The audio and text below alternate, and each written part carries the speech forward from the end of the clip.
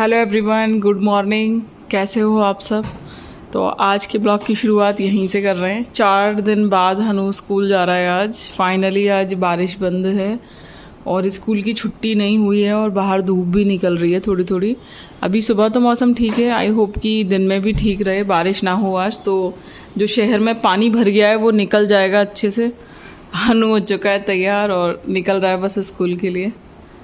चलो जल्दी से शूज़ और पहन लो हनु। आप लोग कई बार पूछ चुके हैं हनु किस स्कूल में पढ़ता है, तो हनु अलीगढ़ में ब्लूबर्ड में पढ़ता है।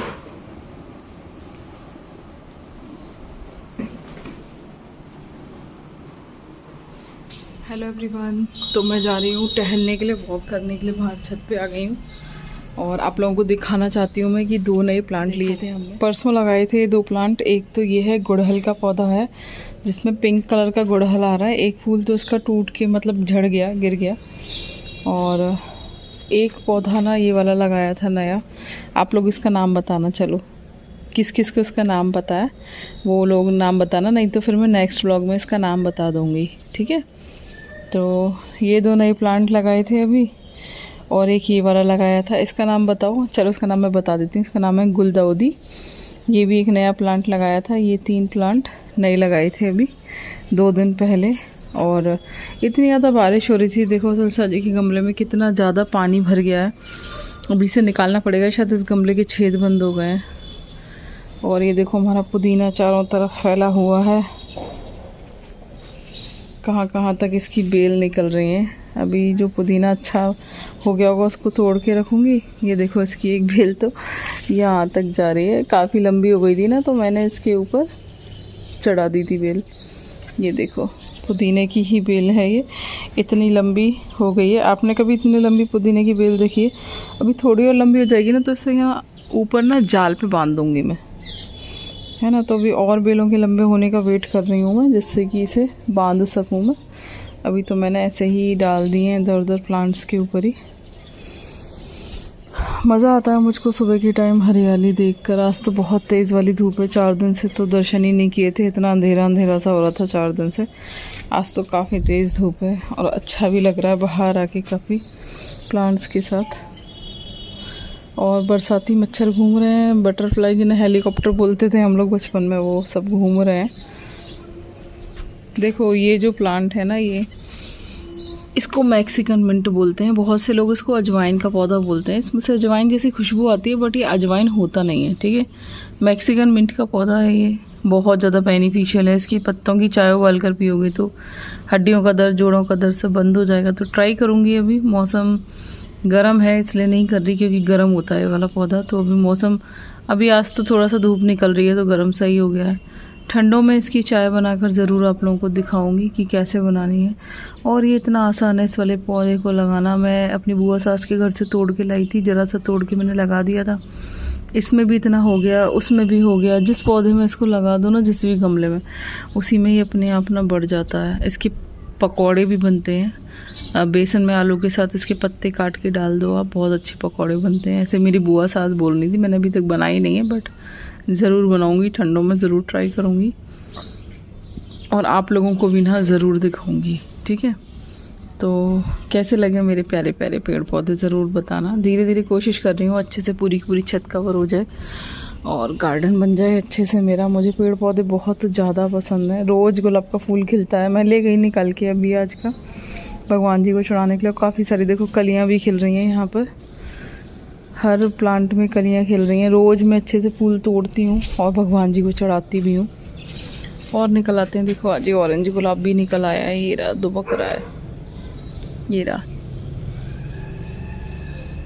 ये गंधराज का पौधा है और ये है हमारी चमेली। फूल अपने आप झड़ जाते हैं ना, इससे अच्छा मैं सोचती हूँ कि तोड़ ही लूँ। ये वाइट सदाबहार है और ये पर्पल वाला सदाबहार है।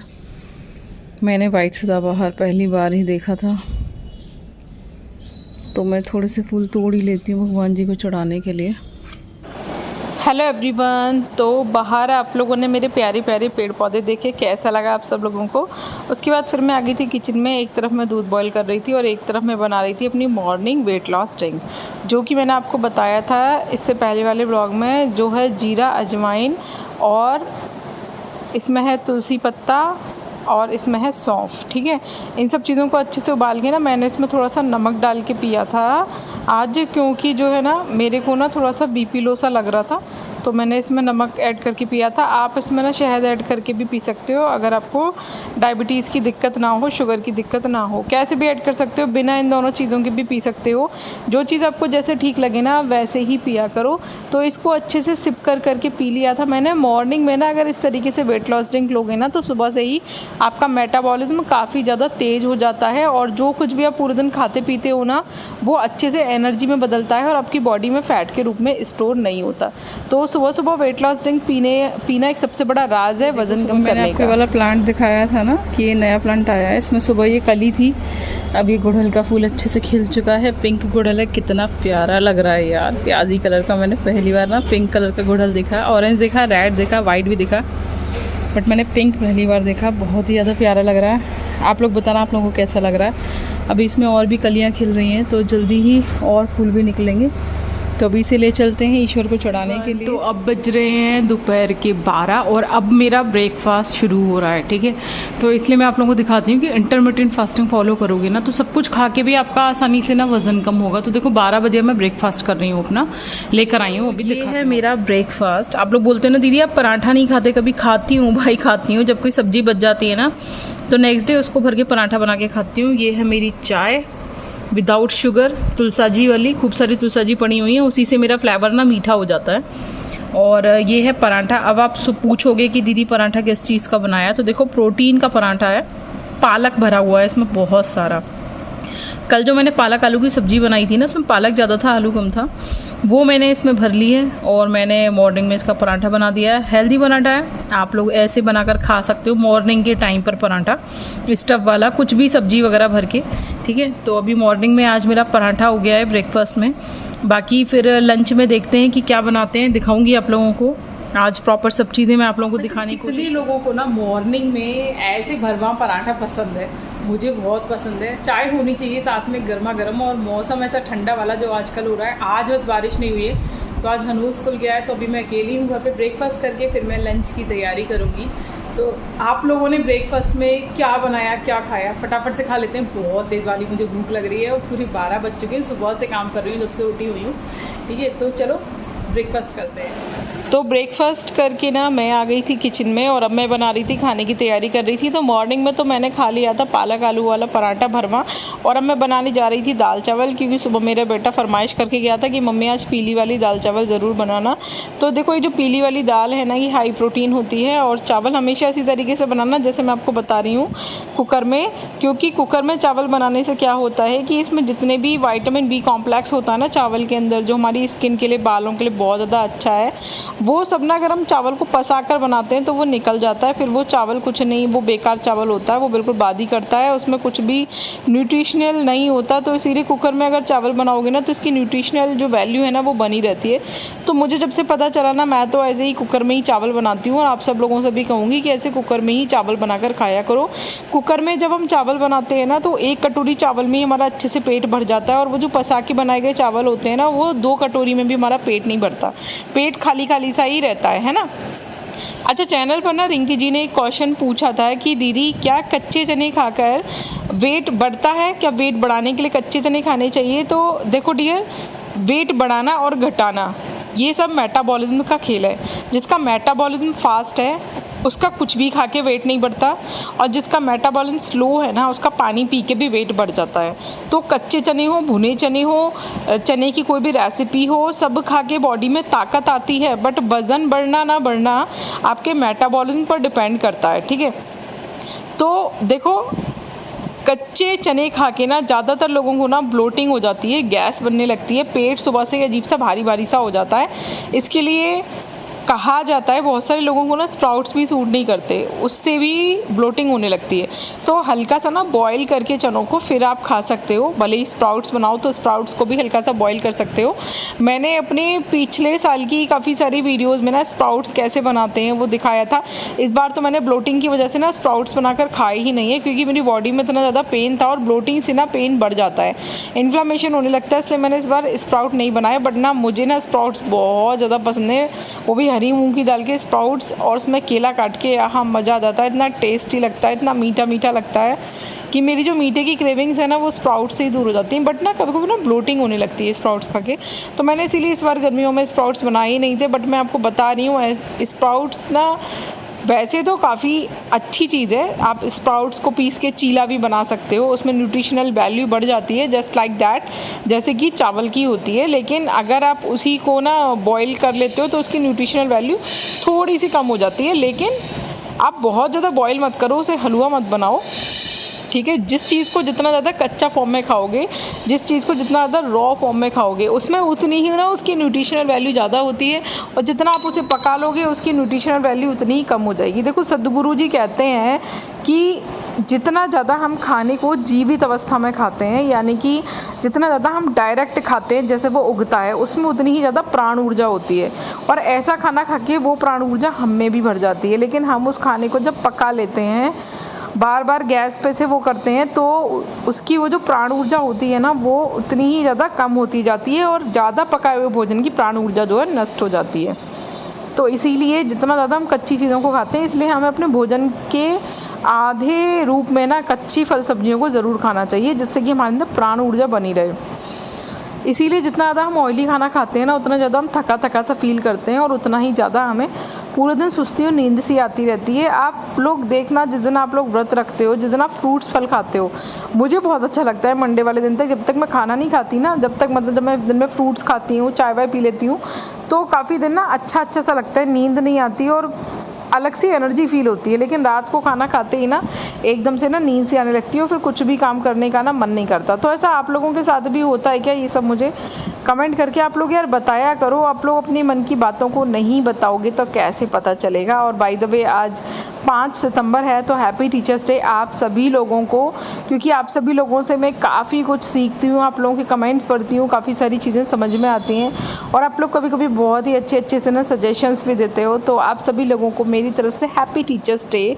बाकी आप लोगों ने आज अपने टीचर्स को विश किया कि नहीं किया, और भैया मुझे भी तो विश करो, मुझसे कितनी सारी चीज़ें सीखते हो आप लोग, तो मुझे भी विश करना बिल्कुल भी मत भूलना। कमेंट्स में एक हैप्पी टीचर्स डे का मैसेज तो ज़रूर ही छोड़ देना, ठीक है। अब आप लोग कहोगे कि अपने मुंह से ही अपनी तारीफ़ कर रहे हो। भाई देखो, अपने बारे में खुद सोचते हैं ना जब हम, तभी सब लोग हमारे बारे में सोचते हैं। तो सबसे पहले सब कुछ खुद को विश करो। मैंने खुद को भी सुबह सुबह हैप्पी टीचर्स डे विश किया, क्योंकि मैं खुद को जितना सिखाती पढ़ाती हूँ ना, उतना कोई नहीं सिखाता पढ़ाता। तो खुद को हर अवस्था में हम खुद के साथ खुद ही खड़े होते हैं। तो और लोग सपोर्ट दें या ना दें, लेकिन हमें अपना सपोर्ट तो अपने साथ बना के रखना होता है ना। तो सबसे बड़े टीचर तो हम खुद ही होते हैं अपने लिए। लाइफ में न जाने क्या क्या सीखते हैं और सिखाते भी हैं खुद को, पूरे दिन अपने आप को समझाते रहते हैं। तो इसलिए खुद को भी टीचर्स डे विश करना चाहिए। तो कोई सा भी दिन हो, सबसे पहले खुद को विश करो। खुद से प्यार करना बहुत ज़्यादा ज़रूरी है। तो ये मैं प्लेट लगा रही थी खाने की, ठीक है, दाल चावल बन चुके थे, तो इस तरीके से मैं अपनी प्लेट लगा लेती हूँ खाने की, और अच्छे से चबा चबा के खाना खाया था। खाना खाने से पहले मैं दोपहर के टाइम पे हमेशा फ्रूट्स खाती हूँ, इसलिए मैं आप लोगों से भी कहूँगी कि ज़रूर फ्रूट्स खाना। और चैनल पर एक और सब्सक्राइबर हैं, उन्होंने ये पूछा था कि दीदी उनकी डिलीवरी को 1 साल हो गया है, तो क्या वो वेट लॉस ड्रिंक पी सकती हैं? बिल्कुल डियर, प्रेगनेंसी में वेट लॉस ड्रिंक्स नहीं लेने चाहिए, लेकिन जैसे ही डिलीवरी हो जाए वेट लॉस ड्रिंक्स ज़रूर पीने चाहिए, और तुरंत शुरू कर देने चाहिए कुछ दिनों के बाद ही, क्योंकि ये आपके वज़न को कम करने में, आपकी बॉडी की ब्लोटिंग और इन्फ्लामेशन को ख़त्म करने में बहुत ज़्यादा हेल्प करते हैं। दूसरा, इनका कोई साइड इफ़ेक्ट नहीं होता है, आपके बच्चे के साथ कोई भी प्रॉब्लम नहीं करेंगे अगर आप फीडिंग वगैरह कराते हो, और बहुत तेज़ी के साथ ना आपके पेट की सूजन को, आपकी बॉडी के एक्स्ट्रा इन्फ्लामेशन को ये कम करेंगे। और आज की डेट में जब नॉर्मल डिलीवरी कम ही रह गई है ना, ऑपरेशन से ही होता है, तो ये बहुत ज़्यादा फ़ायदा करते हैं। और आजकल तो बड़े बड़े जो हॉस्पिटल्स हैं ना, उसमें भी पूछ लेते हैं कि आप कैसा पानी पीना चाहते हो डिलीवरी के बाद, गर्म पानी या अजवाइन का, जीरे का पानी, तो ये सब कुछ आप बता सकते हो। आपको हॉस्पिटल में भी ना अवेलेबल हो जाता है, क्योंकि मेरी सिस्टर की डिलीवरी हुई थी ना, उसको हॉस्पिटल में ही अजवाइन जीरे वाला पानी मिल गया था, तो उसका ज़रा सा भी वज़न नहीं बढ़ा है, उसने खूब पानी पिया अजवाइन जीरे वाला, वो अभी भी बिल्कुल स्लिम है। लेकिन मेरे साथ ये कंडीशन नहीं थी, मुझे ना डिलीवरी के बाद सूट ही नहीं किया ये वाला जो पानी था, तो मैंने सादा गर्म पानी ही पिया था, कुछ दिन ही पिया था बस। उसके बाद मेरी बॉडी पे ना अजीब सा रिएक्शन सा शुरू हो गया था, तो डॉक्टर ने मना कर दिया था कि ये वाला पानी मत देना। एक तो दवाइयाँ मैंने इतनी ज़्यादा खाई थी प्रेगनेंसी के टाइम पे कि मेरी बॉडी में ना गर्मी भर गई थी बहुत ज़्यादा। तो लेकिन जिन लोगों को सूट करे ना उनको ज़रूर पीना चाहिए। हालांकि मैं अब पी रही हूँ और मैंने अब अपना इतना सारा वज़न कम कर लिया, गैस ब्लोटिंग वगैरह सब कुछ दूर कर ली, लेकिन फिर भी ऑपरेशन के बाद ना गैस की समस्या बहुत ज़्यादा हो जाती है। ज़्यादातर लोगों को हो ही जाती है, 1% लोग ही होते हैं जिनको नहीं होती, वरना सभी को हो जाती है। तो ऑपरेशन अगर आपका किसी भी चीज़ का हुआ है, चाहे बेबी का चाहे किसी और भी चीज़ का, तो आपको ना मॉर्निंग वेट लॉस ड्रिंक ज़रूर पीना चाहिए। सिर्फ वेट लॉस में मदद नहीं करता, ये आपकी बॉडी से गैस ब्लोटिंग को भी दूर करता है, इन्फ्लामेशन को यानी कि सूजन को भी दूर करता है, और पूरे दिन ना आपका मेटाबॉलिज्म फास्ट करके रखता है। तो मॉर्निंग वेट लॉस ड्रिंक पीना बहुत ज़्यादा ज़रूरी है। तो अगर आपको ना सुबह सुबह चाय पीने की आदत हो ना, तो भैया चाय छोड़ के ना ऐसा कुछ काढ़ा सा बनाकर पी लिया करो। चाय ही समझ लो इसको, अपनी तरीके से इसमें आप फ्लेवर ऐड कर सकते हो जो भी आपको पता हो। और देखो ये जो मैं आपको एक्सरसाइज बता रही हूँ ना, आज मैंने कुछ एक्स्ट्रा एक्सरसाइज शुरू की थी, क्योंकि मुझे ना जब थोड़ा सा ठीक लगने लगता है कि मेरी बॉडी में पेन कम है, तो मैं कुछ एक्स्ट्रा एक्सरसाइज भी कर लेती हूँ। आप लोग देख रहे हो मैं इस कंडीशन में भी डेली एक्सरसाइज कर रही हूँ। एक्सरसाइज करना बहुत ज़्यादा ज़रूरी है। जैसे जैसे हमारी एज बढ़ती जाती है ना, हमारी बॉडी लूज़ होने लगती है, मसल्स अपनी जो टेंडेंसी है वो खोने लगती हैं, लूज़ होने लगती हैं। तो अगर हम एक्सरसाइज करते रहते हैं ना तो बॉडी टाइटन अप रहती है, अदरवाइज़ बॉडी लटकने लगती है और आपकी एज ना फेस से बॉडी से झलकने लगती है। तो अगर आप चाहते हो कि आप हमेशा जवान दिखो, एनर्जेटिक दिखो, तो एक्सरसाइज करते रहो। कैसे भी वॉक करो, एक्सरसाइज करो, हाथ पैरों को चलाओ, डांस करो, जुम्बा करो, एरोबिक्स करो, कुछ भी करो, स्विमिंग वुमिंग जो भी आपको अच्छा लगता हो ना, कुछ ना कुछ ज़रूर करो। देखो ये जो मैं एक्सरसाइज कर रही हूँ ये पैल्विक एक्सरसाइज है सारी। इन सबसे क्या होता है, हमारा पैल्विक पोर्शन टाइट होता है। इस एज में आके क्या होता है, एक तो यूरिनरी लीकेज की प्रॉब्लम हो जाती है, दूसरा हमारा जो पैल्विक पोर्शन है ना वो कमज़ोर होने लगता है। ठीक है, तो ये एक्सरसाइज करना बहुत ज़्यादा ज़रूरी है। ये जो एक्सरसाइज है ना, ये मेरे रीढ़ की हड्डी में पीछे की साइड जो नीचे L4 L5 में दिक्कत हो गई है ना, उसको भी बहुत ज़्यादा आराम देती हैं। तो मैं ज़रूर करती हूँ ये वाली जो पैल्विक एक्सरसाइज है, मुझे बहुत ज़्यादा आराम मिलता है। अपनी पैल्विक पोर्शन को ऊपर उठाते हैं और फिर उससे बेड में नीचे की तरफ प्रेशर देना होता है। इसको जब आप बार बार करते हैं ना, एक तो आपकी कोर मसल्स यानी कि 6 पैक एब्स बनने लगते हैं, दूसरा आपकी पैल्विक पोर्शन टाइट हो जाती है। मेरे ना ये ऊपर वाली हड्डियाँ ना अब निकल आई हैं, मतलब एक्सरसाइज करते करते ना मैं पेट की एक्सरसाइज पे काफ़ी ज़्यादा ध्यान देती हूँ। तो चर्बी तो ख़त्म हो ही गई है, साथ में ना मेरी एब्स दिखने लगती हैं। मैं ज़रा सा भी ना सांस को अंदर कर लूँ ना तो मेरी एब्स दिखने लगती हैं। तो बस यही चाहती हूँ कि मेरी पेट की चर्बी ना बढ़े कभी भी। बाकी जब हम पेट के लिए एक्सरसाइज करते हैं ना तो हमारे हाथ पैरों की एक्सरसाइज तो हो ही जाती है साथ में। अच्छा, चैनल पर ना एक क्वेश्चन और आता है अक्सर कि दीदी क्या वेट लॉस करते टाइम दूध पीना चाहिए या छोड़ देना चाहिए? तो मैं हमेशा बोलती हूँ कि दूध पीना आपको नहीं छोड़ना है। ठीक है, दूध आपको हमेशा पीना ही पीना है, लेकिन दूध पीने के लिए आपको क्या करना है कि दूध में ना आप थोड़ा सा काली मिर्च, दालचीनी और कच्ची हल्दी ऐड करना है आपको। अगर कच्ची हल्दी ना हो आपके पास, देखो ऐसी होती है, मैं आपको दिखा रही हूँ, बिल्कुल अदरक जैसी होती है और कद्दूकस यानी कि ग्रेड हो जाती है अच्छे से। तो मैं आपको दिखाऊंगी भी, अभी थैली में है मेरे पास, मैं इसे फ्रिज में ही रखती हूँ थैली में करके। अगर आपको कच्ची हल्दी ना मिले ना, वैसे तो मार्केट में मिल जाती है, बहुत सस्ती मिलती है, कच्ची हल्दी बोलोगे तो आपको मिल जाएगी। ना मिले तो पाउडर वाली हल्दी भी इसमें ऐड कर सकते हो। इसमें एक बॉयल ज़रूर लेना जिससे कि जो हल्दी है ना वो पक जाए। ठीक है, उसके बाद ना मैं इसमें बॉयल लेती हूँ दूध में, और फिर मैं इसमें हनुका और पतिदेव का भी ऐड कर देती हूँ जो है दूध। अब आप लोग ये मत बोलना कि दीदी ये सुबह वाला चाय का ही चायदान है। तो भैया हाँ, मैं ना इसी को एक बार धो लेती हूँ हल्के हाथ से ऐसे, और फिर इसी में ना दूध बॉईल करके और फिर रात को फिर मैं सीधे से माँज के रखती हूँ, क्योंकि बार बार पल पल पे चाय बनती रहती है, कभी किसी के लिए कभी किसी के लिए, तो बार बार चायदान कितना ही माँजो। तो इसीलिए मैं एक बार में ना सीधे रात को दूध गर्म करने के बाद ही चायदान माँजती हूँ। आज का ये ब्लॉग आपको कैसा लगा ये मुझे कमेंट करके ज़रूर बताना। अगर किसी का कोई क्वेश्चन रह गया हो तो प्लीज़ फिर से कमेंट करके बता देना, पूछ लेना, क्योंकि मैं ना भूल जाती हूँ कभी कभी। जितने क्वेश्चंस याद आते हैं उनके रिप्लाई दे देती हूँ। और वेट लॉस की सीरीज़ आपको कैसी लग रही है ये सब कुछ मुझे कमेंट करके ज़रूर बताना। वीडियो पसंद आई हो तो वीडियो को लाइक और शेयर ज़रूर करना, कमेंट में अपना प्यारा प्यारा सा नाम ज़रूर छोड़ना, और चैनल को सब्सक्राइब करना बिल्कुल भी मत भूलना। मिलेंगे नेक्स्ट वीडियो में, बाय बाय।